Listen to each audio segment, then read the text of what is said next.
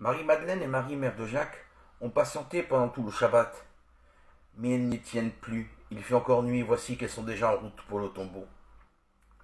Le premier jour de la semaine, Marie de Magdala vient de bonne heure, quand il faisait encore nuit, vers le tombeau.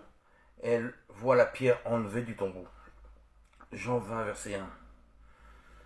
Après le Shabbat, à l'aurore du premier jour de la semaine, Marie de Magdala et l'autre Marie vinrent voir le sépulcre. Matthieu 28, verset 1. Jésus occupe une telle place dans les cœurs qu'il a conquis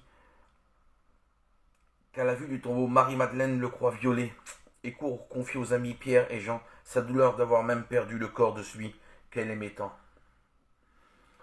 Marie-Madeleine se met donc à courir et se rend auprès de Simon-Pierre et auprès de l'autre disciple que Jésus aimait et leur dit: On a enlevé le Seigneur du tombeau et nous ne savons pas où on l'a mis. Jean 20, verset 2. Elle est désemparée, sans même songer encore à la résurrection, tant cela est hors de sa pensée. Mais elle annonce à Pierre et Jean que le corps du Seigneur a disparu. Leur sang ne fait qu'un tour, et les voilà tous les deux qui courent à perdre haleine vers le tombeau.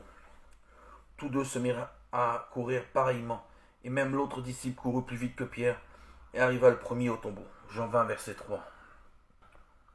Jean, déférent envers son aîné, n'entre pas, mais se penche pour regarder. Et Pierre entre. Et il entra dans le tombeau, il regarde les linges qui sont retombés. Jean 20, verset 5. Jésus ramène toute humanité vers Dieu, vers le Père. Tous ses fils dispersés dans le temps et l'espace. Sa résurrection est le signe de notre adoption. D'où la parole dite à Marie-Madeleine: Ne me touche pas, que je ne suis pas encore monté vers le Père. Mais va vers mes frères, dis-leur: Je monte vers mon Père et vers mon Dieu et votre Dieu.